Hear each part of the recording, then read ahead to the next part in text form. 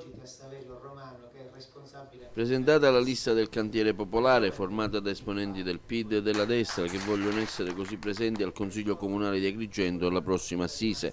Una lista formata da gente con una buona esperienza politica, ma anche giovani e donne che vogliono misurare il loro peso politico in città. Alla presenza dei big del partito per l'occasione è venuto anche l'ex ministro per l'agricoltura Saverio Romano, i parlamentari regionali Cascio e Maira, Decio Terrana, oltre che agli esponenti della destra di Storace, Mimmo Incardone e Roberto Gallo. Il parlamentare nazionale Giuseppe Ruvolo è fiducioso nel buon risultato che il nuovo progetto politico otterrà. Dove si vota abbiamo messo questo cantiere popolare che è la costruzione di un soggetto politico che vedrà certamente i moderati italiani verso il Partito Popolare Europeo.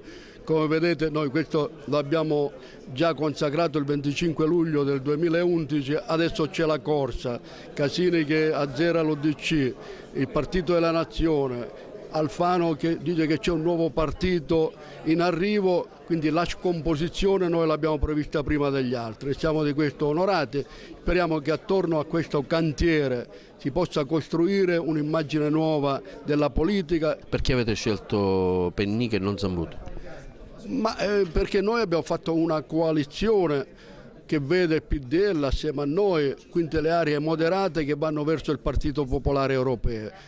Viene interpretato da Pennica in questa direzione e noi facciamo la nostra battaglia. Sono convinto che Pennica farà un grossissimo risultato inaspettato, c'è una crescita esponenziale di giorno in giorno e penso che questa città finalmente venga amministrata seriamente e non con le pacche sulle spalle e con i sorrisi. E quando viene accusata la politica che non ha prodotto mai nulla nei confronti dell'amministrazione attuale, io dico che da me non si è presentato mai nessuno da parlamentare per poter dare una mano a questa città. Ecco, questa sfida la lanceremo stamattina a Totò Pennica per dire che noi siamo a fianco alla città, con lui sindaco certamente di questo grande orgoglio che è il patrimonio internazionale.